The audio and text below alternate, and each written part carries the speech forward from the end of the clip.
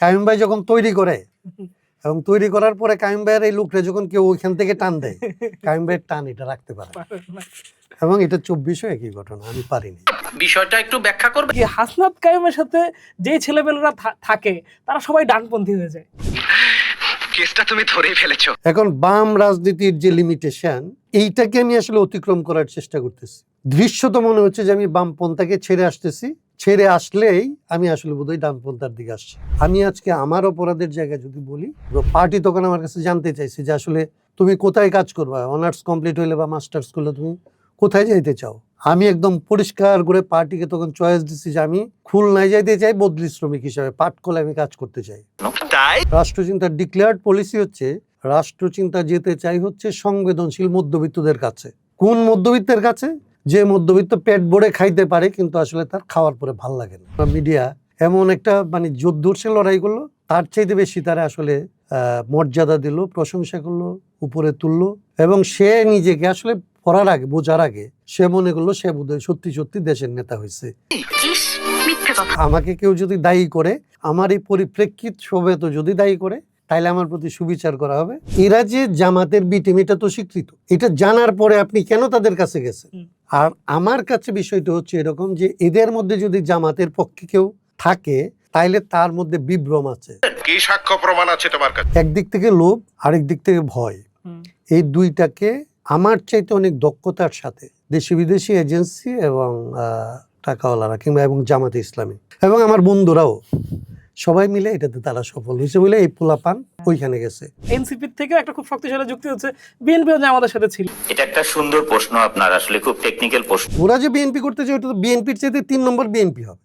আপনি 10-10 পাই। বিএনপির 31 দফার এটা কোথা থেকে আসলো? সেটা যদি বাংলাদেশের এই বিগত 10 বছরের সেকেন্ডারি লেভেলের পড়ালেখার মধ্যে কেউ থাকে, সবাই জানে যে রাষ্ট্র সংস্কার আন্দোলনের কাছ থেকে আসছে। যে বিএনপির সাথে আমি 7 মাস এই তর্কটা করছি, তারে 70 অনুচ্ছেদে আমি গিলাইতে পারি নাই, তুমি তারে বিপ্লব গিলাইবা কিভাবে? এইটা কি কোনো কথা? তারা তখন আমাকে ধরেন এত সব চটাং চটাং কথা বলছে এবং আমি যে আসলে একটা সুবিধাবাদী হয়ে গেছে, আমি যে সংশোধনবাদী, আমি যে সংস্কারবাদী, আমি যে এই বিপ্লবটা হইতে যাইতেছে, এই বিপ্লবটারে যে থামাই দিতেছি, সেটার জন্য ধরেন আমাদের লোকজনই তো এখানে বিপ্লবীরা চলে গেছে। আমি বিশ্বাস করি না। এমনিতে আপনার মনে হবে বিএনপি, ওকে, কিন্তু বিএনপি এখানে আরেকটা বিএনপি আছে। এই বিএনপির সাথে আমার আসলে ডায়ালগ হয়নি। একদম ফকির সন্ন্যাসী বিদ্রোহ যখন আসলে ব্রিটিশরা দেখছে যে ফকির আর সন্ন্যাসীরা একসাথে হয়ে লড়াই করে, তখন তার বোঝা হয়েছে যেখানে সাম্প্রদায়িক রাজনীতি লাগবে। আপনি 71-এর মতো একটা প্রশ্ন, এটা নিয়ে কোনো ডিবেট হইতে পারে বাংলাদেশে? কোনো ধরনের তর্ক করার কোনো একটা উপাত্ত তত্ত্ব কিছু আছে? আপনি ওই রকম একটা জিনিসকে আপনি যখন ধরে তর্ক করেন এবং এইটার প্রতিক্রিয়ায় যখন আপনি এক পক্ষে যান, আবার 24-কেও সংস্কার না সংশোধন, এটাকে যখন আপনি তর্ক করেন, আপনি কি মনে করেন যে বিএনপিটা সংস্কার সংশোধনের পার্থক্য বোঝে না? এরা যখন ধরেন কয়েকটা টাকা, কয়েকটা সিটের জন্য ধরেন তাদের বন্ধুদের লাশ বিক্রি করে দেয়।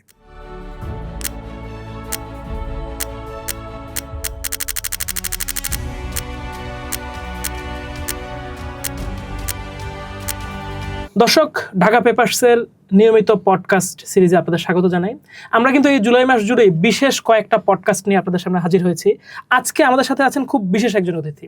আমাদের সাথে আছেন বাংলাদেশ রাষ্ট্র সংস্কার আন্দোলনের সভাপতি, রাজনীতিবিদ এবং বিশিষ্ট আইনজীবী হাসনাত কাইম ভাই। ভাই, আপনাকে শুভেচ্ছা জানাই। হ্যাঁ, আপনাদের শুভেচ্ছা এবং ঢাকা পেপারসের জন্য শুভেচ্ছা। আপনার সাথে আসলে আমরা এই জুলাই নিয়েই কথাটা শুরু করব, কিন্তু সেখানে আমরা আটকে থাকবো না, আমরা একটু সামনের সময়টাকে একটু দেখার চেষ্টা করবো। প্রথমে ভাই আমি জানতে চাই আপনার কাছে যে ধরেন বাংলাদেশকে তো বলা হচ্ছে এখন গণ অভ্যুত্থানের দেশ। 50 বছরে 4-5টা অভ্যুত্থান হয়ে যাচ্ছে এখানে, কিন্তু প্রত্যেকটা অভ্যুত্থানের পরেই আবার আমরা যখন কিছুদিন পরে আলোচনা করতে বসি, এক ধরনের একটা হতাশা দেখা যায়, মনে হয় যেন মানুষ আর কিছুই পেল না অভ্যুত্থানগুলো থেকে। এইটা কেন হয়?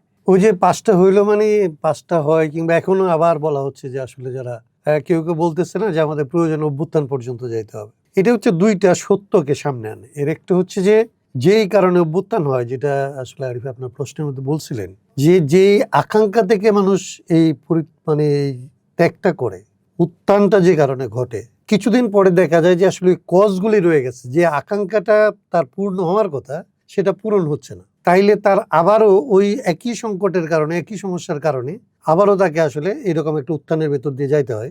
এটা আরেকটা জিনিসকে ইঙ্গিত করে যে উত্থানটা কেন লাগে হচ্ছে এই কারণে যে তার আকাঙ্ক্ষা বাস্তবায়নের পথে প্রতিষ্ঠানগুলি কোনোভাবেই তার প্রতি রেসপন্স করে না। যখনই তার আসলে এরকম শুনাইতে হয় রাষ্ট্রকে কিংবা আসলে সমাজকে যে দেখো আমাদের এটা সমস্যা, এটা শোনানোর মতো আসলে অন্য কোনো মেকানিজম কাজ করে না। মানে ডেমোক্রেসিটা নাই। একটা ডেমোক্রেটিক সোসাইটিতে অভ্যুত্থান হওয়া লাগে না। তার কারণ হচ্ছে যে মানুষের কথাটা শোনার মতো কান আসলে রাষ্ট্রের থাকে।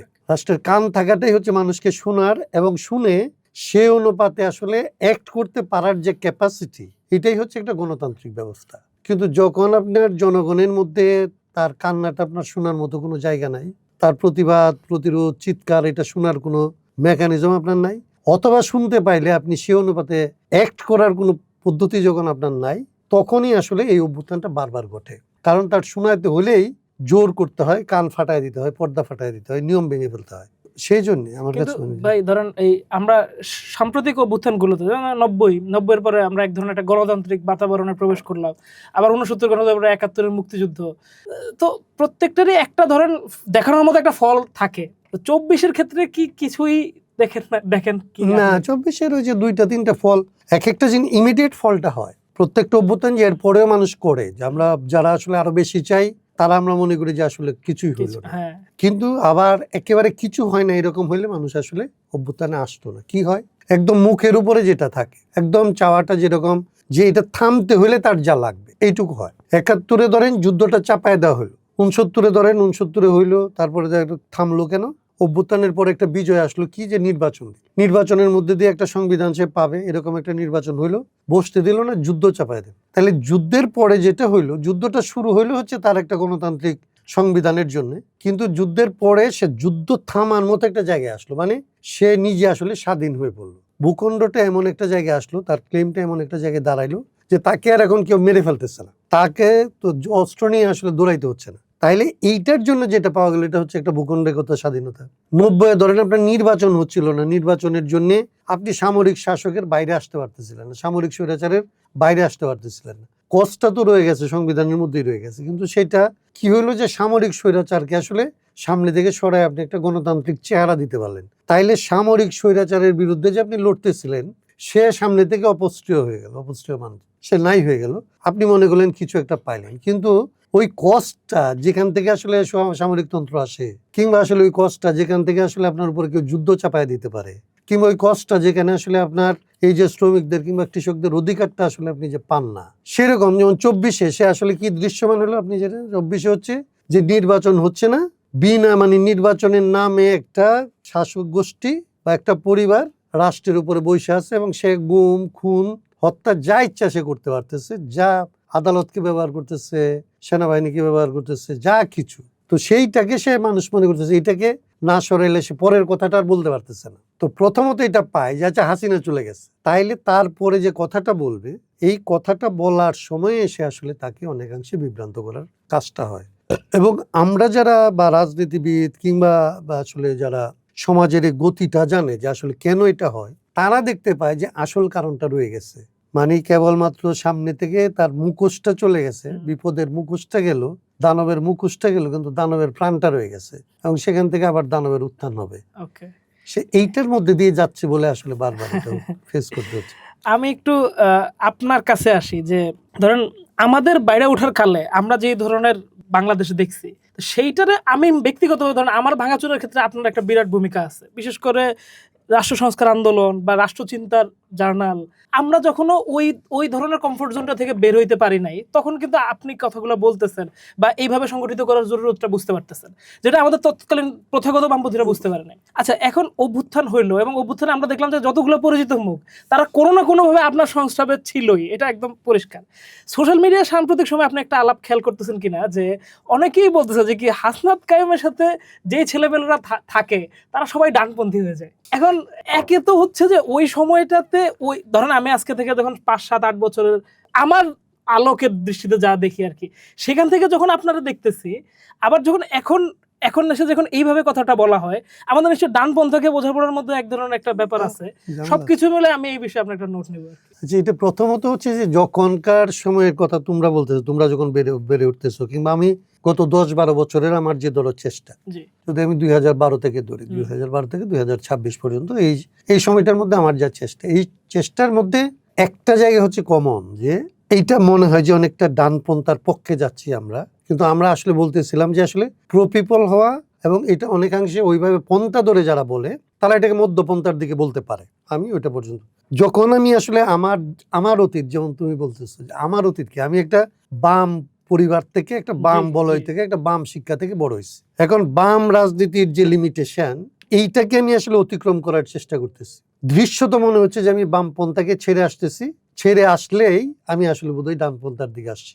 আমি জানি যে আমি মধ্যপন্থা পর্যন্ত কিংবা প্রো পিপল একটা জায়গার মধ্যে আমি আসতে চাই, এবং আমি এসেনশিয়ালি বামদের যা করণীয়, বামরা যেটা ফেল করছে এসেনশিয়ালি, ফর্মের দিক থেকে বলছি না, এসেন্সের দিক থেকে বামদের যা করার কথা সেটা সে করতে পারে না, সেই জায়গাগুলিকে আমরা আসলে ক্রিটিসাইজ করতেছি। আমরা ক্রিটিক্যাল হচ্ছি ওই বামদের ব্যাপারে। তার মানে হচ্ছে, মনে হচ্ছে অ্যাপারেন্টলি এটা মনে হইতে পারে যে আমি বোধহয় বাম বিরোধী একটা জায়গার মধ্যে দাঁড়াইছি। এটা একটা আমার জার্নি যেখান থেকে শুরু হয়েছে এটার কারণে। দুই, আমরা যেরকম জায়গা থেকে আসলে আসছি, তোমরা যারা আসলে আমাদেরকে সামনে পাইছো, তাদের দুর্ভাগ্য হচ্ছে যে আমরা তোমাদেরকে বেসিক বামপন্থা সম্পর্কে আসলে কোনো শিক্ষা দিতে পারি নাই। সমাজ আমাদেরকে, আমাদের পূর্ববর্তীরা যেভাবে আসলে আমরা যেরকম মানে মার্কসিজমের টেক্সট পড়ছি, আমরা মার্কসিজমের ভুল ত্রুটির সময় তো টেক্সটটা পড়ছি, তার মানে সমাজকে একভাবে বোঝার চেষ্টা করছি, শ্রমিক শ্রেণীর জায়গা থেকে, কিংবা শ্রমিক শ্রেণী বলতে কেন গরিব মানুষদের পক্ষ থেকে আসলে সমাজকে বোঝা, রাষ্ট্রকে বোঝা, ওইভাবে বোঝার জন্যে যেই ধরনের দার্শনিক, সামাজিক, রাজনৈতিক পড়াশোনাটা দরকার, সেই পড়াশোনাটা আমরা আমাদের মতো করছি। কিন্তু আমাদের এটা হচ্ছে আমাদের সৌভাগ্য, আবার ওইটার মধ্যে লিমিটেশনও ছিল। কিন্তু আমরা যারা আসলে তোমাদেরকে ভাঙাচোরার মধ্যে ফেলছি, আমি আজকে আমার অপরাধের জায়গায় যদি বলি, তাহলে আমরা যখন এটাগুলি করতেছি তখন হচ্ছে একটা দানবীয় পরিস্থিতির মধ্যে। তোমাদেরকে আর আমরা বলতে পারতেছি না যে এটা বেসিক মার্কসিজম না পড়ে, এই মার্কসিজমের ক্রিটিক্স পড়ে কিন্তু তুমি আসলে একটা জায়গায় যদি দাঁড়াও, তাইলে তোমার আসলে শিকড়টা হবে না, তুমি পল্লবগ্রাহী হবা। তুমি আসলে এই পাতা ওই পাতায় বিশ্লেষণ করবা, তুমি আসলে মূল বিশ্লেষণ করার, সমাজকে বিশ্লেষণ করার এবং মানুষকে বিশ্লেষণ করার, মানুষ এবং সমাজকে ধরে রাজনীতি, রাষ্ট্রকে বিশ্লেষণ করার টুলসটা তুমি পাবা না। এটা আমাদের ব্যর্থতা যে আমরা তোমাদেরকে এটা দেই না, এটা আমাদের অপরাধ। এবং এটা যে দিতে পারি নাই, না দিতে পারার কারণে যারা আসলে দুনিয়া জুড়ে এখন মার্কসিজম পড়ার চাইতে মার্কসের ব্যাপারে কারা ক্রিটিক্যাল, সেই ক্রিটিক্স পড়ে যারা আসলে মার্কসকে পড়তে যায়, বুঝতে যায়, এবং যারা মার্কসীয় ধারণা কি ওই জায়গা থেকে দেখতে চায়, কেবলমাত্র ইন্টেলেকচুয়াল জায়গা থেকে, পিপলের জায়গা, যেমন আমাদের আরেকটা জায়গা ছিল, আমরা একদম লড়াই থেকে উঠে আসছিলাম। আমরা এরকম কেবলমাত্র ইউনিভার্সিটিতে মার্কসিজম পড়ছি, স্টাডি সার্কেল করছি, নো।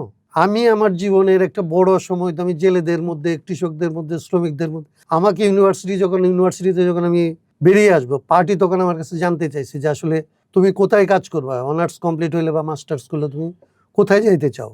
আমি একদম পরিষ্কার করে পার্টিকে তখন চয়েস দিচ্ছি যে আমি খুলনায় যাইতে চাই বদলি শ্রমিক হিসাবে, পাটকলে আমি কাজ করতে চাই। পার্টি আমাকে তখন আসলে পাটকলে কাজ করার অনুমতি দেয় নাই। কিন্তু আমি কথাটা বলতেছি এই কারণে, আমাকে কালচারাল বেল্টে দিচ্ছিল, কিন্তু আমি কথাটা বলতেছি এই জন্যে যে তার মানে আমরা আসলে তখন যারা ওই স্টাডি সার্কেল করছি, তারা কিন্তু শ্রমিকের কাছে যাওয়ার জন্য, কৃষকের কাছে যাওয়ার জন্য, কিংবা আমি নিজে পার্টিকে অতিক্রম করে, পার্টি তখনও পর্যন্ত জেলেরা কোনো একটা সোশ্যাল স্টার্টার, কিংবা জেলেরা গরিব মানুষদের, কিংবা আসলে বিপ্লবের কোনো একটা শক্তি হইতে পারে, এটা তো আমাকে পার্টি অ্যাসাইন করে নাই। আমি পার্টির লিমিটেশন অতিক্রম করার জন্য ওই ডিয়ার গেছি। আমি বলতেছি যে তার মানে আমরা যখন এটা করতেছি তখন হচ্ছে আমার কাছে মার্কসিজম আছে, মার্কসিজমকে অতিক্রম করার চেষ্টা আছে, এবং এটা আছে হচ্ছে মানুষের, ওই শ্রেণীর মানুষের সাথে মিশে। কিন্তু আমরা যাদেরকে পাইতেছি, এরা হচ্ছে মিডিল ক্লাসের। আমরা যেমন রাষ্ট্রচিন্তা করছি, যখন রাষ্ট্রচিন্তার একদম ডিক্লেয়ার্ড পলিসি কি, রাষ্ট্রচিন্তার ডিক্লেয়ার্ড পলিসি হচ্ছে রাষ্ট্রচিন্তা যেতে চাই হচ্ছে সংবেদনশীল মধ্যবিত্তদের কাছে। কোন মধ্যবিত্তের কাছে? যে মধ্যবিত্ত পেট ভরে খাইতে পারে কিন্তু আসলে তার খাওয়ার পরে ভাল লাগে না, যার ঘুমানোর মতো জায়গা আছে কিন্তু আসলে তার ঘুম হয় না, যারা আসলে খরচ করার সামর্থ্য আছে কিন্তু এই খরচ করেও তার আসলে মনে হয় সে আসলে কোনো না কোনোভাবে সে বন্দী। তার মানে আমরা বলছি এটা হচ্ছে সংবেদনশীল মিডল ক্লাস। এইখান থেকে আমরা আসলে লড়াইটাকে, এইখান জায়গাটাকে আমরা মনে করছি চিন্তার পাটাতনটা এখানে তৈরি করতে হবে। এইখানে যারা চিন্তা করবে তাদেরকে আমরা আসলে পিপলের কাছে নিয়ে যাব। এই যে আকাঙ্ক্ষা, এই আকাঙ্ক্ষা অনুযায়ী যে সংগঠনটা গড়ে তোলা দরকার, যে রাজনীতিটা গড়ে তোলা দরকার, রাষ্ট্রচিন্তা যখন রাজনৈতিক জায়গায় আসতেছে তখন দেখবা যে এই রাজনীতিটা সে করতে পারে না। সে কেবলমাত্র সংবিধানের, রাষ্ট্র কাঠামোর একটা পরিবর্তনের কথা বলছে, তার 7 দফার মধ্যে একটা অর্থনৈতিক সংস্কারের কথা আছে, কিন্তু দেখবো অর্থনৈতিক সংস্কারের জন্য যার অর্থনৈতিক সংস্কারটা এই মুহূর্তে লাগবে, তার সাথে আসলে রাষ্ট্রচিন্তা কিংবা রাষ্ট্র সংস্কার ওইভাবে কানেক্ট করে নেই। কানেক্ট না করে তার যে আসলে লোকজন হয়েছিল, সে মিডিল ক্লাসের মধ্যে, তার এরকম আরো যাদের সাথে মিশা যায়, এই সমস্ত জায়গার মধ্যে আন্দোলনটা ঘুরপাক খাইছে। এখন যারা আমি মার্কসিজমের বেসিক দিলাম না, মানে আমি মার্কসিজম লেফট জায়গা থেকে বলতেছি না, সমাজ বিশ্লেষণের সমাজ বোঝার জন্য একটা পদ্ধতি হিসাবে আমি ইজমের জায়গা থেকে না, মেথোডোলজির জায়গা থেকে, সেই জায়গা থেকে আমি তার কাছে এরকম কোনো মেথোডোলজি দিলাম না। তার সামনে কতগুলি ক্রিটিক্স আসলো, এবং যেগুলি হচ্ছে দুনিয়াতে এখন মনে করা হয় যে বেশ এগুলি পশ এক ধরনের জিনিস, এবং মনে করা হয় যে এগুলি আকর্ষণীয়, কিংবা আরো কিছু ইউরোপিয়ান জিনিস আসলো, ইন্ডিয়া তো কিছু জিনিস ডেভেলপ করছে, এইরকম কিছু জিনিস হইলো। আবার মানুষের সাথে মেশাটা হয় নাই, তার আগেই সে এইখানে গুমের বিরুদ্ধে কথা বলবে নাকি আসলে অর্থনৈতিক মুক্তির কথা বলবে। সরকার রাষ্ট্র মানুষকে এমন একটা জায়গার মধ্যে আটকাইলো, যখন আমরা বলতেছি শ্বাস ফেলার স্বাধীনতা চাই, শ্বাস ফেলতে পারলে না আমি আসলে ভাতের কথা বলবো। তো আমরা যে লড়াইটার মধ্যে ছিলাম, যে অবস্থাটার মধ্যে 24 পর্যন্ত আমরা আটকে থাকলাম, শ্বাস ফেলার স্বাধীনতার জন্যই আসলে লড়াইটা হইলো। সেই যে লড়াইয়ের লিমিটেশন, মানে যেই মানুষ পিপলের কাছে যে তার আসলে সম্পৃক্ত হওয়া, এটা হওয়ার আগে যারা আসলে একটু বুদ্ধিমান হইলো, একটু পড়াশোনা করলো, তাদেরকে সোসাইটি কিংবা মিডিয়া এমন একটা মানে যোদ্ধর্ষে লড়াই করলো, তার চাইতে বেশি তারা আসলে মর্যাদা দিল, প্রশংসা করলো, উপরে তুললো, এবং সে নিজেকে আসলে পড়ার আগে, বোঝার আগে সে মনে করলো সে বোধহয় সত্যি সত্যি দেশের নেতা হয়েছে, সে বোধহয় সত্যি সত্যি ইন্টেলেকচুয়াল হয়েছে। তার ইন্টেলেকচুয়ালিজমের ফাঁকা জায়গাটা বোঝার আগে সে মনে করছে সে তার অহং তৈরি হয়েছে, কিন্তু তার জ্ঞানের তৃষ্ণাটা আসলে সে কোত্থেকে মিটাবে এটা সে পায় নাই। সো ওই দিক থেকে যদি কেউ আমাকে দায়ী করে, আমি ওই দায়ী করাটাকে অন্যায় মনে করব না, আমাদের ঘাটতি আছে। কিন্তু আমি এটাকে বলতে চাই যে আমাকে কেউ যদি দায়ী করে, আমার এই পরিপ্রেক্ষিত সবেত যদি দায়ী করে, তাইলে আমার প্রতি সুবিচার করা হবে, আর না হয় আমি আরো অন্যান্য অনেক অভিযোগের মতো এটারও একটা অভিযোগের মধ্যেই থাকবে। না, এক্সিলেন্ট, আপনি আসলে চমৎকার ভাবে এটা করলেন। আমার আসলে পরের প্রশ্নটাও এটার লেজের সাথেই যুক্ত আর কি, যে এই যে আপনি যে গণতান্ত্রিক সংস্কার জোটটা করছিলেন এবং একটা বিকল্প রাজনৈতিক ইয়ার কথা বলতেছিলেন, এবং এই যে ধরেন আপনার যে তারুণ্য, আমি আসলে আপনার সামনে এটা বলতে চাই না যে এই যে ধরেন আপনার এই সন্তান সম ছেলেমেয়েরা তারা আবার আরেকটা দল করলো, আচ্ছা ঠিক আছে তারা করছে, একসাথে থাকি, এবং তারপরেও একটা হচ্ছে যে কি, আচ্ছা বামপন্থীদের তরফ থেকে একটা হচ্ছে যে কি এনসিপি নিয়ে তাদের সবচেয়ে বড় সমস্যা জামাতের জোটটা, আর বড় প্রেক্ষিতে একটা বড় সমস্যার বিষয় হচ্ছে যে কি, যে অনেকেই বলেন যে এই অভ্যুত্থানটার পরপরই কি তার এই নির্বাচনটার এই সবকিছু ক্যাশ করতে হইতো, এবং ফাইনালি আপনার যে ইয়াটা, যে ধরেন আপনি এদেরকে একসাথে করার চেষ্টা করলেন, কিন্তু 3 সপ্তাহের বেশি এই জিনিসটা টিকলো না। তো এই বিষয়টা নিয়ে সামগ্রিক মূল্যায়নকে কিছু করবেন? এইটার হচ্ছে দুইটা ব্যাপার। আমি ওই যে আমাদের প্রচলিত বামপন্থী যারা আসলে ক্লেম করে, তাদের একটা বড় সমস্যা হয়েছে, আমি ওদের সম্পর্কে বলতে চাই না কিছু, উইথ রেসপেক্ট আমি বলি, তাদের ত্যাগটাকে, তাদের স্যাক্রিফাইসকে আমি নিজে খুবই মানে মনে করি, যে এই সময়ের মধ্যে, এই সমাজের মধ্যে মানুষ এখনো ওইভাবে ভাবে, মানুষের জন্য পথে নামে, সেদিক থেকে তাদেরকে আমি খুব বড় জায়গা মনে করি, বড় জায়গা দিতে চাই আমার চিন্তায়। তো প্রবলেম হচ্ছে যে ওনারা যে পদ্ধতিতে চিন্তা করে অভ্যস্ত, চিন্তার একটা অভ্যস্ততা আছে। তো এবং আমি যদি অন্য আমার চাইতে জ্ঞানী কোনো মানুষের, অনেক বেশি অভিজ্ঞ মানুষের কোনো একটা লেখা পড়ি, তাহলে আমি প্রভাবিত যে হই, তার অর্থ হচ্ছে যে ওই চিন্তাটার একটা বড় জোর আছে। তো মার্কসিজমের এখনো পর্যন্ত মার্কসিস্ট আউটলুকের একটা বড় রকমের এই জায়গাগুলির মধ্যে এক ধরনের একটা বড় জোরের জায়গা আছে, সেটা আরেকটা অন্য প্রসঙ্গে আলাপ করতে গেলে বুঝতে।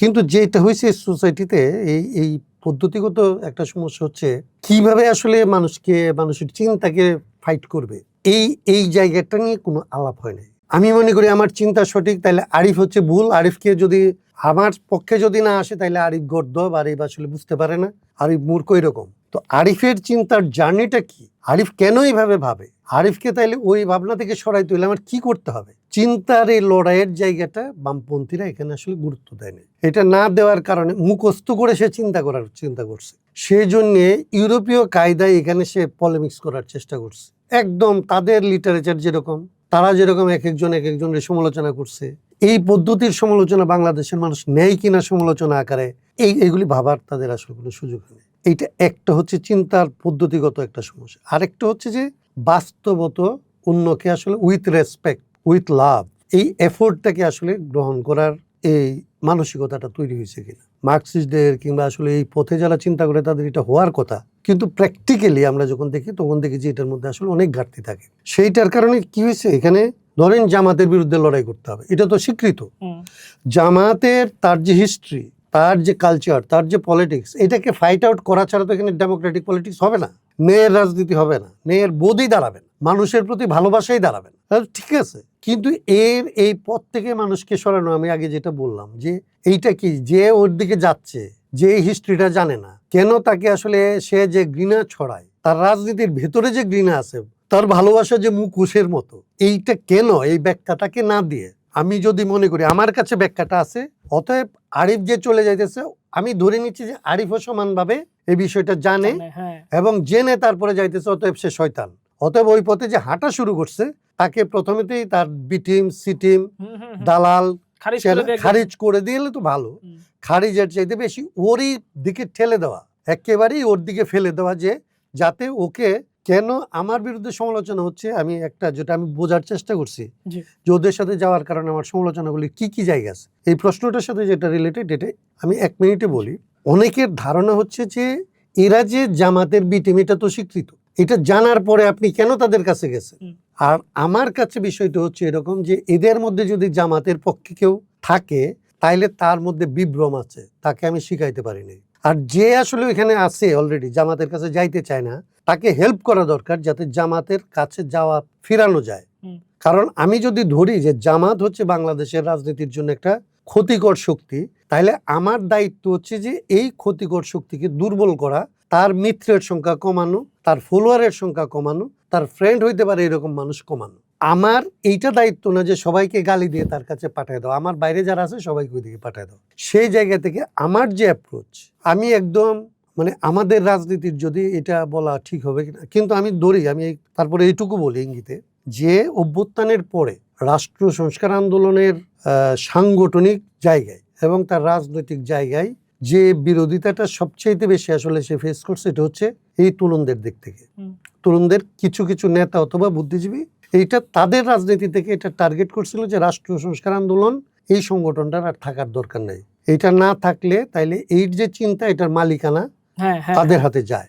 এটা দোষের কিছু না, এটা রাজনৈতিক প্রতিদ্বন্দ্বিতা, প্রতিযোগিতা থাকতে পারে, আমি তো এটা জানি, আমি তো এটা শিকার, আমরা জানতাম, কিন্তু এইটা হচ্ছে একটা সাংগঠনিক অবস্থা, সাংগঠনিক। আরেকটা হচ্ছে গোটা দেশের আসলে সমাজের একটা প্রয়োজন। তাহলে সেই জায়গা থেকে আমি যেহেতু তাদের চাইতে বড়, কিংবা আমি যেহেতু দেশটা, সমাজটা দেখতে পাই, আমি এই রাজনীতিটা যেহেতু করি হচ্ছে ওই জন্যে, তাহলে আমার দায়িত্ব হচ্ছে যে ও যেটা ভুল বুঝতেছে, আমার ওই জায়গাটা ছাড় দিয়ে হইলো তাকে আসলে বুঝের জায়গাটায় ডায়ালগ করতে পারি, তার সাথে আলাপ করতে পারি, তার সাথে তর্ক হইতে পারে, এইটার একটা জায়গা তৈরি করা, এবং তার মধ্যে যে পজিটিভ যে আকাঙ্ক্ষাটা আছে, সেই আকাঙ্ক্ষাটাকে আসলে সহায়তা করতে পারি। তো আমরা এই জায়গা থেকে দেখছি।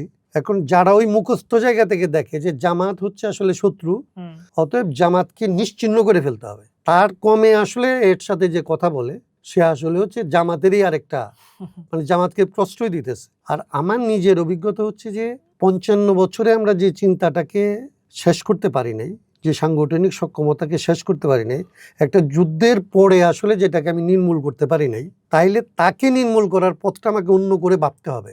যে পথে আমি আসলে এটা করার চেষ্টা করছি, এই পথ আসলে কার্যকর হলে 55 বছর এটা হইতো, হয় নাই যেহেতু, তাইলে আরো কোনো পথ আসলে আমাকে এর সাথে যুক্ত করতে হবে। কিন্তু আমি, আমার দুর্ভাগ্য হচ্ছে যে আমার বন্ধুদের, আমরা যারা একসাথে অন্তত মোটা দাগে এসব ব্যাপারে যাদের কোনো মত পার্থক্যের অবকাশ নেই, যে আমি জামাতের এই জায়গাটার বিরোধিতা করি, এই রাজনীতিটার বিরোধিতা করি রাজনৈতিক কারণেই, আমার কোনো ব্যক্তিগত বিরোধিতার জায়গা থেকে না, তাদেরকেও আমি এটা বুঝাইতে পারি নাই যে এইটা হচ্ছে আসলে তাদের পদ্ধতিগত ভাবে নতুন করে ক্রিয়েটিভলি ভাবা দরকার। আমি সর্বশেষ এই ঝুঁকি নিয়েছিলাম একেবারে এই কলঙ্ক এটা জেনেও, যে শেষ পর্যন্ত যদি ওদেরকে রাজনীতিতে রাখা যায়, বাট এখানে এজেন্সি, গভর্নমেন্ট, আরো দেশি বিদেশি কিছু শক্তি ছিল, তারা এরকম একটা পরিবেশ তৈরি করতে পারছিল যেখানে তাদের লোকদেরকে ভয় দেখানো, নিরাপত্তাহীনতার গল্পটা করা সহজ হয়েছে।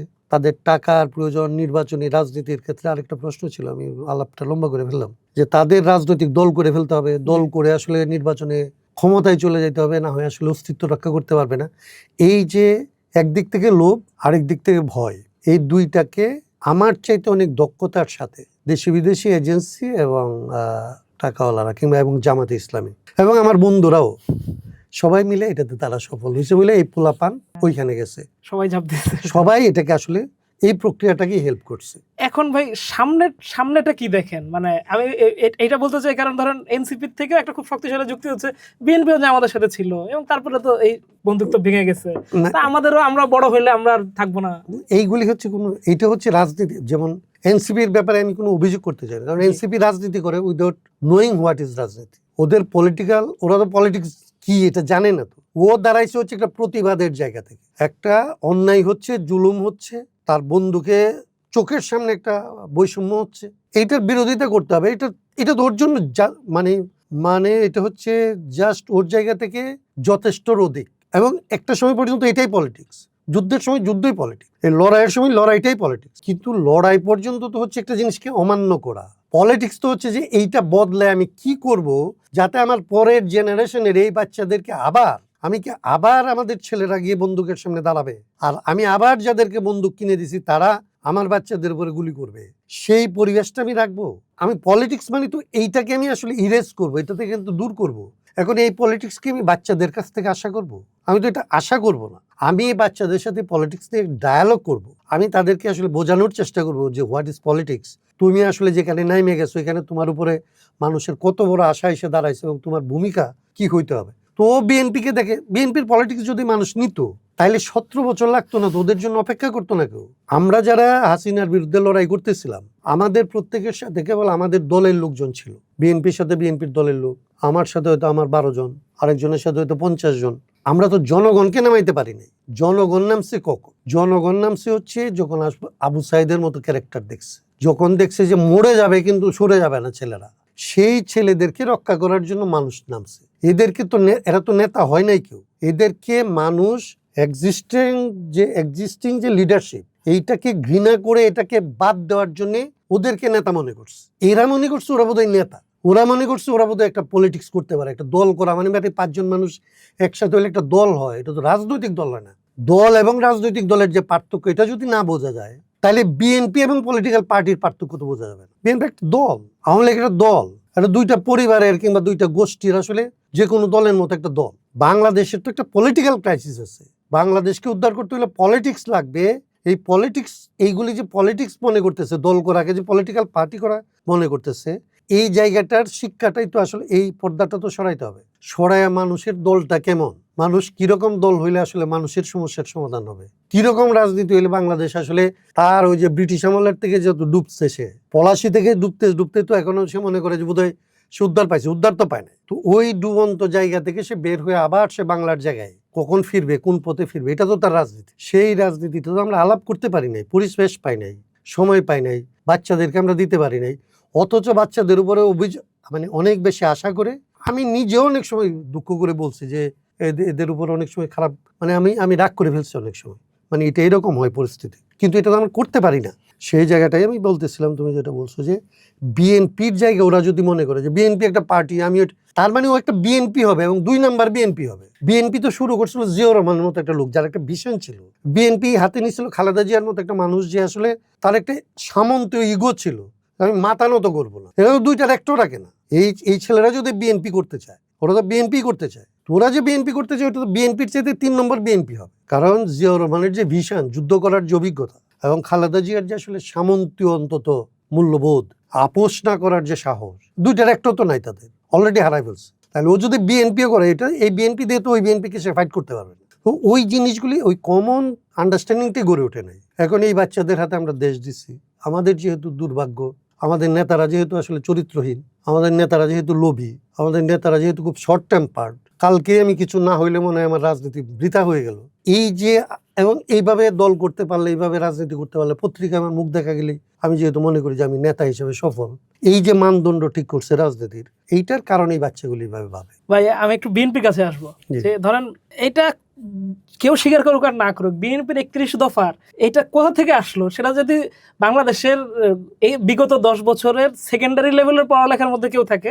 সবাই জানে যে রাষ্ট্র সংস্কার আন্দোলনের কাছ থেকে আসছে। এখন আই এম নট এক্সাজারেটিং, আমি সেটা বলতেই হচ্ছে আমাকে এই কথাটা। কিন্তু জুলাই অভ্যুত্থানের পরে আমরা যতগুলো উদ্যোগ দেখলাম সরকারের পক্ষ থেকে, একটা মাত্র উদ্যোগের ক্ষেত্রে আমরা একদম দলমত নির্বিশেষে একমত হইতে পারি। অভ্যুত্থানের পরে যদি আমরা একটা বিষয় নিয়ে সবাই আশাবাদী হইতে পারি, সেটা হচ্ছে ঐক্যমত কমিশন। এবং সেইখানে আমরা দেখলাম সব রাজনৈতিক দলগুলো আসলে দীর্ঘদিন ধরে আলাপ হইলো এবং আমরা তো এক ধরনের একটা দিকে যাচ্ছিলাম এবং এক ধরনের বোঝাপড়ার একটা জায়গায় আসলো। তো বিএনপি নিজেরও সংস্কার প্রস্তাব ছিল, সংস্কার কমিশনও সবাইকে মোটামুটি একসাথে করতে পারলো, কিন্তু নির্বাচনের পরে বিএনপির মধ্যে একটা প্রবল অনীহা দেখা যাচ্ছে এই সংস্কারগুলোকে অ্যাকনলেজ করার ক্ষেত্রে। এই দ্বিচারিতার কারণটা কি মনে হয়? এইটা হচ্ছে আসলে আমাদের এখানকার পলিটিক্সে আগে যেটা বললাম ওই জায়গাটার মধ্যে আসলে পলিটিক্সটাই মনে করে এরকম, মনে করে মানুষকে কোনো রকমে ভুলাইতে হবে। মানুষের মধ্যে যদি কোনো একটা জিনিস মনে হয় যেটা জনপ্রিয় হয়েছে তাহলে ওইটা জনগণের কাছে নিয়ে যেতে হবে এবং নিয়ে জনগণকে ব্যবহার করে আমি কোনোভাবে ক্ষমতা আসতে হবে এবং ক্ষমতাটা আমার হাতে পাইলে আমি যা ইচ্ছা তা করতে পারবো। এই জিনিসটা এখানে যারা পলিটিক্স করে, পাওয়ার পলিটিক্স মেনলি, তারা জানে যে এখানে পাওয়ার স্ট্রাকচারটা এরকম যে এটা যদি একবার আমি দখল করতে পারি তাইলে জোড়াতালি দিয়ে বেশ কিছুদিন আমি অনেক কাজ করতে পারবো। এবং অনেকেরই প্রত্যেকেরই ধারণা থাকে যে আমি কিছুদিন এটা করে তারপরে আবার ক্ষমা টমা চায়া এখান থেকে আসলে আবার এটা বের করতে পারবো, কিন্তু এটা কাজ করে না। মানে ক্ষমতার তো একটা নিজস্বই আছে। আমি যেটা দেখি যে আসলে দুইটা জিনিস ছিল, মানে আমাদের দুর্বলতা, আমি আবারও বলি যে আমাদের দুর্বলতা ছিল। আমাদের দুর্বলতা যদি বলেন একদম আমাদের ঘরেই ছিল।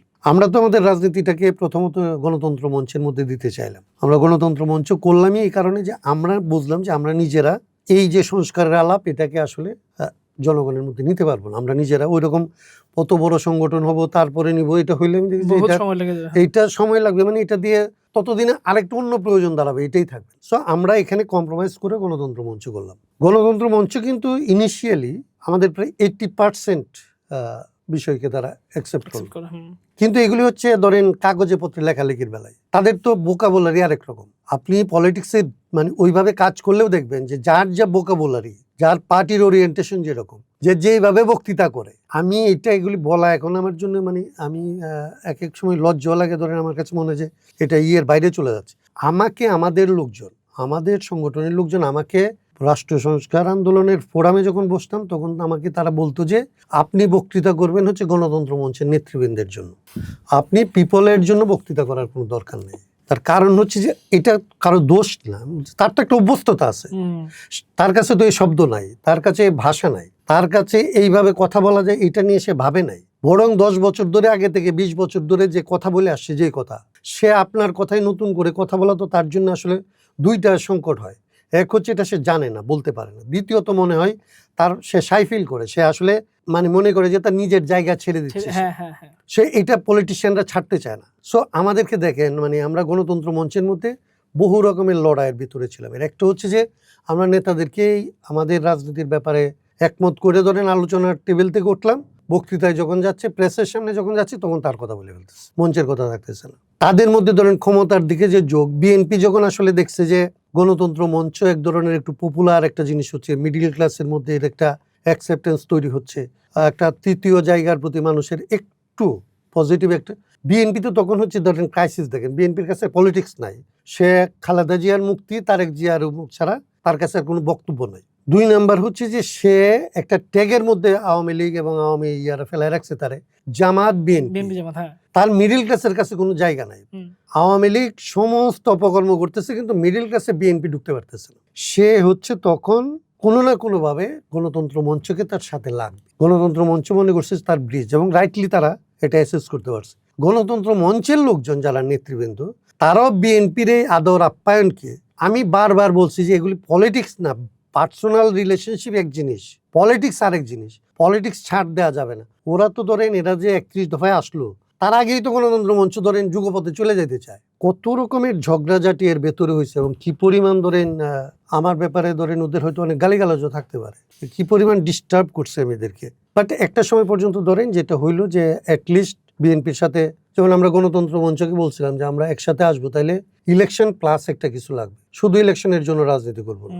তাহলে ইলেকশন প্লাস হচ্ছে যে সরকার এবং শাসন ব্যবস্থা পরিবর্তন করতে হবে, এটুকু। বিএনপিকে যখন আমরা বললাম, বিএনপিকে আমরা বললাম যে গণতন্ত্র মঞ্চ নিয়ে আপনাদের কাছে যাব, তো আসলে কি বলে গেছি, আমাদের তো ধরেন একটা 14 দফা আমরা বানাইছি, সংস্কারের ব্যাপার বানাইছি, তাহলে আপনারা আপনাদের যে এখন আপনাদের সাথে আমরা যুগপথে যাইতেছি কিসের ভিত্তিতে, ওয়ান বেসিস অফ হোয়াট? 14 দফা ছেড়ে দিতেছি, আপনাদের ইলেকশনে চলে দিতেছি, কি সমাজের কাছে তো কথা বলতে হবে। আমি বিএনপিকে এটাও বলছি যে দেখেন, আমরা আপনাদের কাছে চলে যাই, আপনাদের কোনো লাভ নাই তো, আমরা ভোট হিসেবে বড় কোনো শক্তি না। আমরা আপনাদের বিরোধিতা করলেও আপনাদের লাভ আছে যদি আমাদেরকে বিরোধী শক্তি হিসেবে জনগণ আমাদেরকে আসলে অ্যাকসেপ্ট করে। তাইলে আমি একটা বিরোধী শক্তি, আপনি একটা বিরোধী শক্তি, দুইটা বিরোধী শক্তি আসলে একজনের বিরুদ্ধে দাঁড়াইলে এটা কিছু মিন করে। আমি আপনার সাথে গেলাম, কি যায় আসে? আমার তো এরকম কোনো শক্তি নাই। সো ওনাদের কেউ কেউ এটা কনভিন্স হলো এবং ধরেন আমরা একটা জায়গায় পৌঁছাইলাম, 31 দফা ধরেন অনেকদিন ঝগড়াঝাটির ভেতর দিয়ে গেল। 5 তারিখের পরে আমরা বিএনপির সাথে বসলাম এবং বিএনপিকে চাইলাম যে 5 তারিখ মানে হচ্ছে মানুষের আকাঙ্ক্ষা 31 দফার চাইতে বাড়ছে। 5 দফা, আরে 5 তারিখের পরে যদি আপনি 31 দফাতেই থাকেন তাইলে এই তরুণদেরকে আমরা পাবো না। তাদেরকে অন্য কেউ আসলে এলিওর করবে, ট্র্যাপ করবে, 12টা বাজায় দেবে। আমি বারবার যেটা তখন বলতাম যে আসলে এটা মাগরিবের ওয়াক্ত কাজা হয়ে যাবে। আমি ছাত্রদেরও বলতাম, বিএনপিকেও আলাদা করে বলছি যেটা কাজা হয়ে যাবে, টাইমটা হচ্ছে খুব কম। সো আমি বিএনপিকে ওইখানে কনভিন্স করতে পারি নাই। বিএনপিকে আমরা কোনোভাবেই তখনই আমরা ধরেন বেকায়দায় পড়লাম যখন দেখলাম যে 5 তারিখের পরে যে আকাঙ্ক্ষার যে বড় হয়েছে সেইটার সাথে সে সংস্কারের চিন্তাতে আগ্রহসর হইতে রাজি না। আর তরুণদেরকে আমি বুঝাইতে পারলাম না যে তারা যে বিপ্লব করে ফেলছে এরকম ধারণা করতেছে। আমি তাদেরকে ক্যাটাগরিক্যালি বললাম যে বিএনপির সাথে আমি 7 মাস এই তর্কটা করছি, তারে 70 অনুচ্ছেদে আমি গিলাইতে পারি নাই। তুমি তারে বিপ্লব গিলাইবা কিভাবে? তুমি বাংলাদেশে বিপ্লবটা গিলাইতে পারবা না। প্লিজ আসো, যেটা পারি এটা করি, এইটুকুর মধ্যে আসো। তারা তখন আমাকে ধরেন এত সব চটাং কথা বলছে এবং আমি যে আসলে একটা সুবিধাবাদী হয়ে গেছে, আমি যে সংশোধনবাদী, আমি যে সংস্কারবাদী, আমি যে এই বিপ্লবটা হইতে যাইতেছে, এই বিপ্লবটারে যে থামাই দিতেছি, সেটার জন্য ধরেন আমাদের লোকজনই তো এখানে বিপ্লবীরা চলে গেছে, যারা গিয়ে গণপরিষদ করতে হবে। আর সংস্কার পরিষদ দিয়ে হবে না, গণপরিষদ করবে বলে যারা গেল তারা। তো ওরা যখন আসলে সংস্কার পরিষদ থেকে গণপরিষদ বিপ্লবে চলে যায়, বিএনপি তখন আমাকে বলে যে দেখেন এগুলো পারবেন না, এরা কোনো রিজনেবল না, এদের উপরে অন্য কিছু বর করছে। বিশ্বাসের একটা ধরেন বড় রকমের ঘাটতি হলো এবং এই বিশ্বাসের ঘাটতির জায়গাটাই জামাত যে শক্তিটা 5 তারিখের আগ পর্যন্ত কোনোদিন সংস্কার শব্দটার উচ্চারণ করে নাই, 5 তারিখ থেকে সেই গ্যাপটা রিড করলো এবং প্রথম দিকে আমার সাথে মারামারি লাগলো, রৌমারিতে আমাদের লোকদের মারলো, আমাদের মঞ্চ টঞ্চ ভাঙিয়ে দিল। তারপরে ধরেন এখানে তাদের সাথে আমাদের একটা দূরত্ব তো স্বাভাবিকভাবে আগেই ছিল, আরো হইলো। তারা মনে করলো যে বোধহয় প্রথম দিকে বুঝতে পারে নাই যে আমাদের ছেলেরা রাগ করে আমার সাথে রাগ করে বিপ্লব করার জন্য ওখানে যাইতেছে। তারা ভাবছে যে আমি ওইখানে আসলে এদের পাঠাইতেছি এবং এরা সংস্কারের রাজনীতি নিয়ে নিচ্ছে। তাইলে সংস্কারের রাজনীতি নিয়ে নিলে তো তাদের আসলে প্রজেক্ট ফেল করে। তো তারা হচ্ছে ওইখানে রাতারাতি সংস্কারের জন্য যত রকমের এফোর্ট দেওয়ার, রাতারাতি তাদের সমস্ত পলিটিক্যাল ভার্সন যা আছে চেঞ্জ করে দিয়ে তারা সংস্কারের শক্তি হয়ে গেল। বিএনপি তারা যত সংস্কার নিল, বিএনপি তত সংস্কার বিরোধী শক্তি হলো। এই ছেলেরা তত বেশি, বিএনপি যত সংস্কার বিরোধী শক্তি হলো, এই ছেলেরা তত বেশি আসলে জামাতের উপরে নির্ভর করার দিকে গেল এবং এই ছেলেদেরকে ভেতর থেকে কেউ বিপ্লব করার জন্য বাকি অংশকে লেলায় দিল।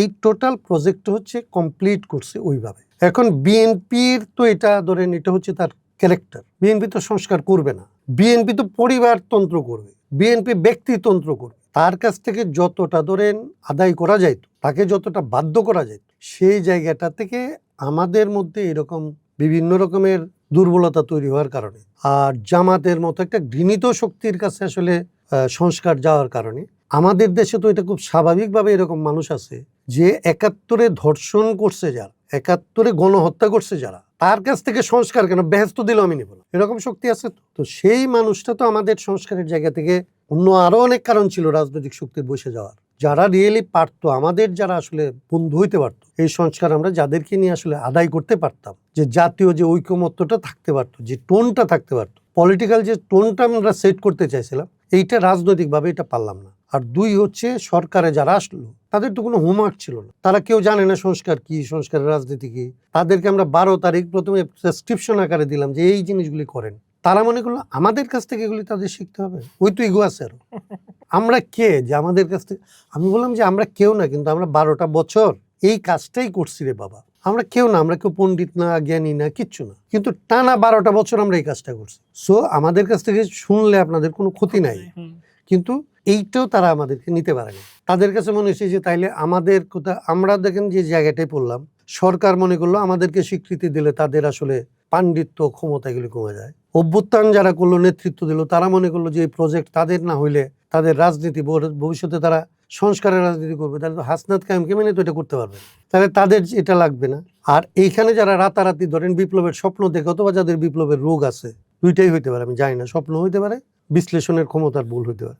তারা দেখলো যে এই লোক সংশোধনবাদী সুবিধাবাদী, ওর কাছ থেকে তরুণদেরকে রক্ষা করতে হবে। এগুলি করতে গিয়ে দেশের আমরা যেটা পাইতে পারতাম এটা পাইলাম না। এবং বিএনপির আরেকটা বড় সংকট আমি বলি আপনাকে, বিএনপির যেটা হলো, আমরা বললাম যে একটা হলো মানে হাসিনা বিরোধী লড়াইয়ের সময় 31 দফা, 5 তারিখের পরে তাদের না হওয়া, আরেকটা ফেজ চেঞ্জ হয়েছে বিএনপিতে এই আলাপগুলি আমরা যাদের সাথে করছি, যাদের সাথে আমরা টানা যুগপৎ লড়াই করছি, যাদেরকে আমরা বলছি আপনাদের বিশ্বাস করি না, আপনাদের অঙ্গীকার করতে হবে, যারা আমাদেরকে এগুলি ডিল করছে আমাদের সাথে দিনের পর দিন, মাসের পর মাস, যারা আমাদেরকে নিজের দলের সাথে যে জিনিস আলাপ করতে পারে না আমাদের সাথে যারা আলাপ করছে, বিএনপিতে এরপরে তারা সরকার গঠন করার আগে বিএনপির নেতৃত্বের মধ্যে একটা বড় রকমের পরিবর্তন হয়েছে।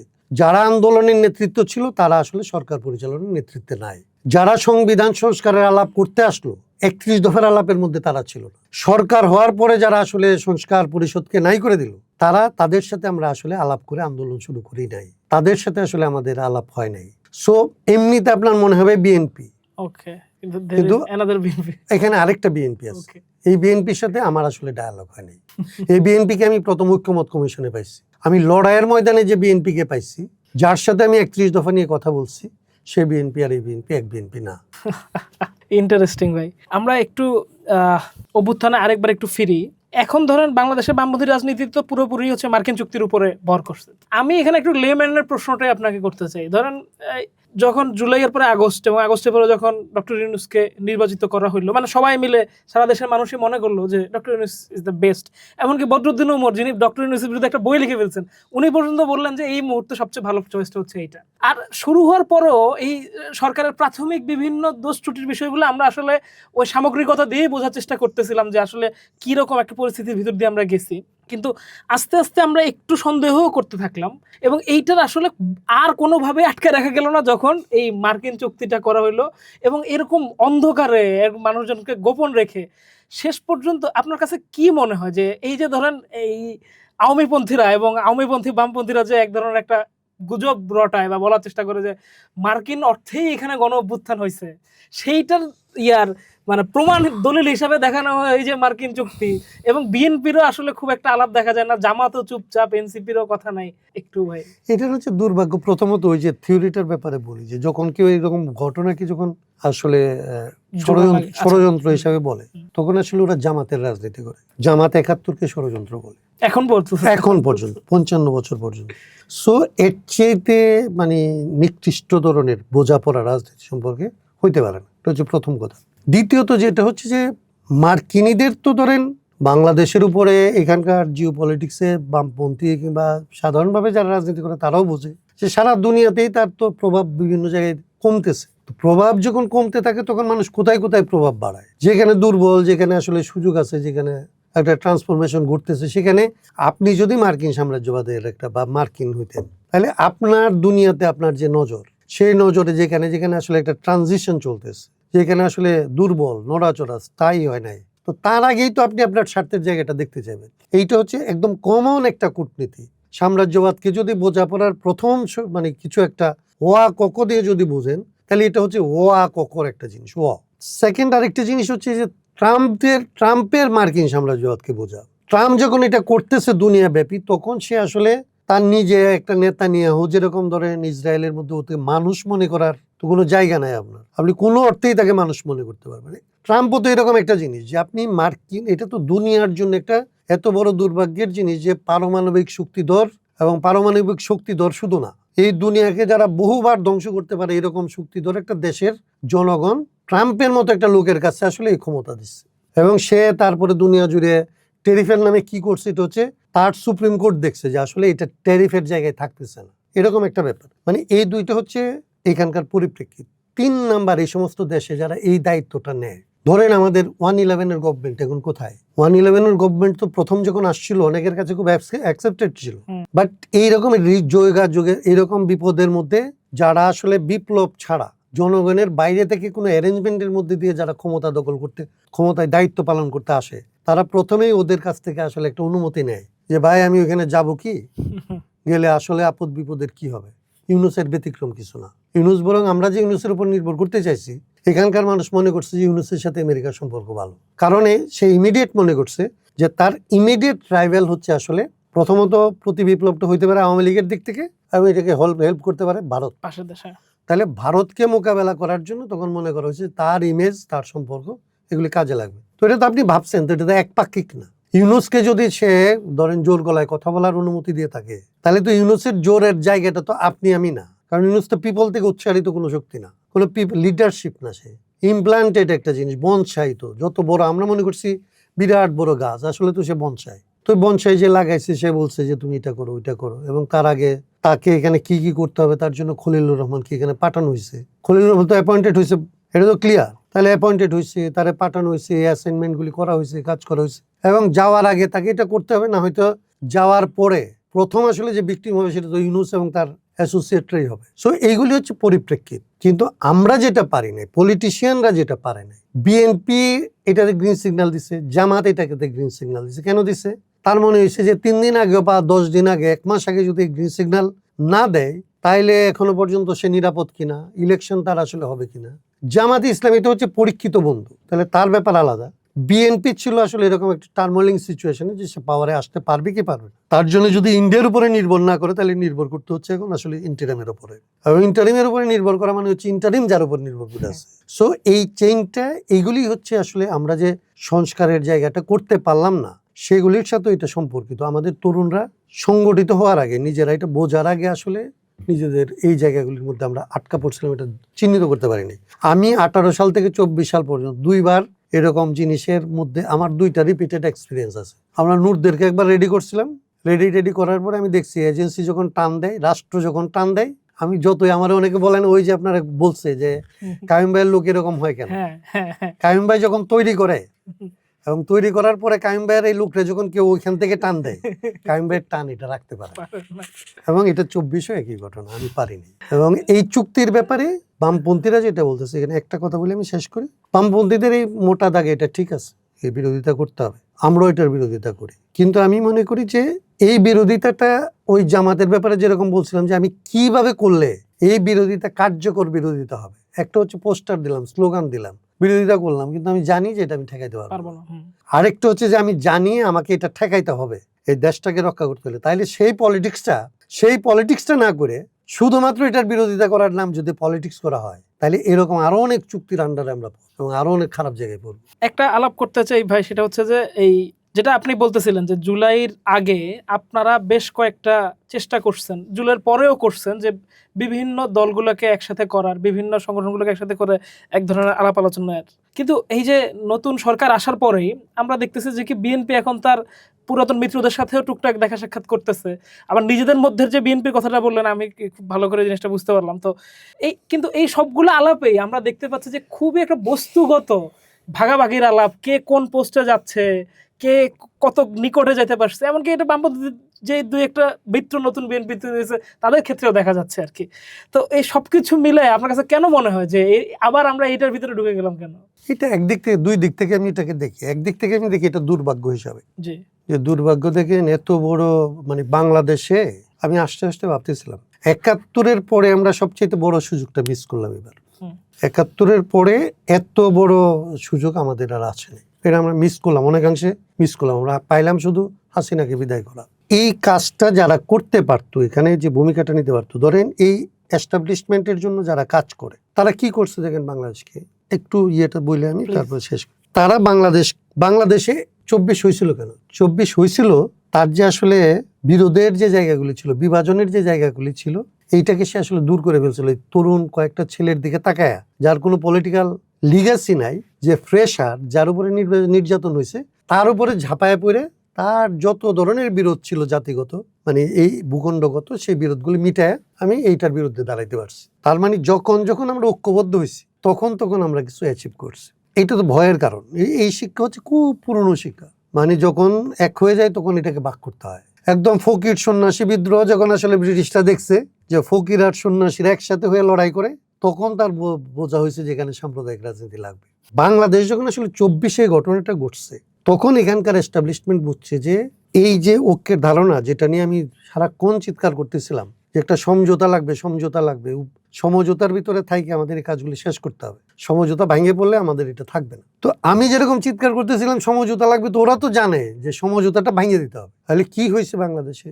আগে যেভাবে বিভাজিত ছিল বাংলাদেশ, একদম কৃত্রিম ভাবে ওই দিন থেকে ভাঙা শুরু হয়েছে। আপনি ৭১-এর মতো একটা প্রশ্ন, এটা নিয়ে কোনো ডিবেট হইতে পারে বাংলাদেশে? কোনো ধরনের তর্ক করার কোনো একটা উপাত্ত তথ্য কিছু আছে?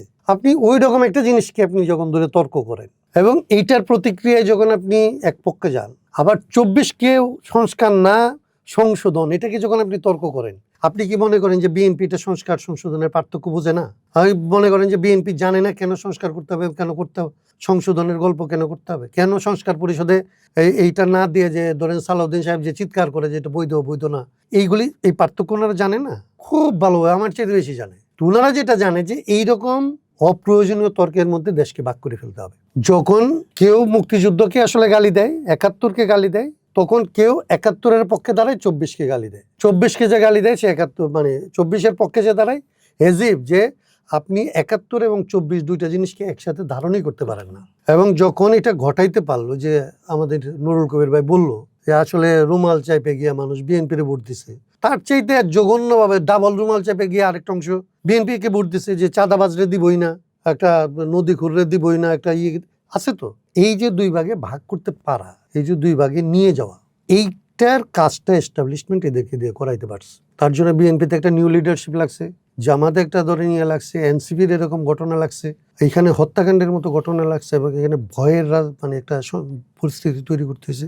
এইগুলি হয়েছে, হওয়ার পরে যারাই তাকে মাঝখানে দাঁড়াইতে পারতো, ২৪ এবং ৭১ গণতন্ত্র মঞ্চ দাঁড়াইতে পারতো। গণতন্ত্র মঞ্চকে আমরা চেষ্টা করছি। দেখেন আমাদের একটা যেমন সংস্কারের প্রশ্ন যখন আমরা আনি, তখন ইলেকশন প্লাসের কথা বলছিলাম। গণতন্ত্র মঞ্চের মধ্যে আমরা 6+ ইলেকশন ফর্মুলা নিয়ে আসছিলাম, যে গণতন্ত্র মঞ্চের 6 সংগঠন, এবি পার্টি, এনসিপি, গণ অধিকার পরিষদ, এই 9টা সংগঠন নিয়ে আমরা মিটিং করছি। আপনাদের মনে আছে কিনা? আমরা বিভিন্ন জায়গায় বসছি, আলাপ করছি, একটা ইন্ডিপেন্ডেন্ট একটা নির্বাচন জোট করার চেষ্টা করছি, এবং সাথে আরো কাউরে পাবো। আমরা তখন বলছি ইলেকশনে আমরা টিকি বা না টিকি, পলিটিক্সটা এখানে টিকা যাবে, এবং মানুষের যারা আসলে ৭১-কেও ধারণ করতে চায়, যে ২৪-কেও ধারণ করতে চায়, সেই মানুষের জায়গাটা আমরা রাখতে পারতাম।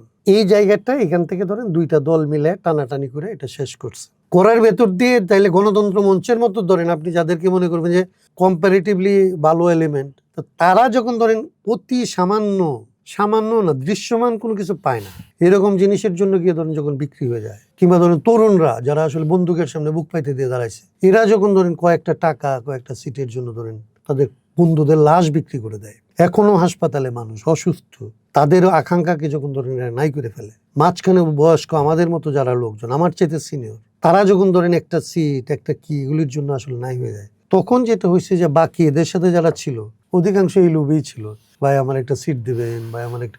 রাষ্ট্র সংস্কার আন্দোলন এখানে যে রাজনীতিটা তৈরি করতে চাইছিল, এটা হচ্ছে একটা কমন পিপলের আকাঙ্ক্ষার একটা নিউ ভার্সন, নিউ পলিটিক্সের কথা। এখন নতুন বন্দোবস্তের কথা বলেন, নতুন রাজনীতির কথা বলেন আপনি, রাষ্ট্র সংস্কারের, আমরা তো এটা বলি না যে এটা আমাদের রাজনীতি। আমরা তো এটা, বিএনপি যখন বলছে যে আমরা সংস্কারের, আমরা তো কোনোদিন বলি না যে না রে ভাই, আমি তো আগে কইছিলাম, আপনি আমারে বলেন।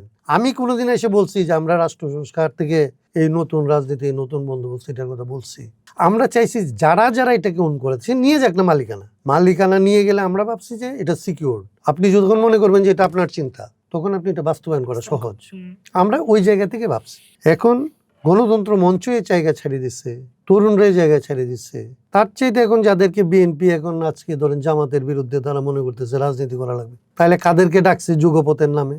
যে কয়জন রে আসন টাসন কিছু একটা দিতে পারছে তারা, আর যারা দিতে পারে নাই তাদের ক্ষোভের কথা শোনার জন্য। এই ক্ষোভ তো কোনো রাজনৈতিক ক্ষোভ না, এটা হচ্ছে না পাওয়ার ক্ষোভ।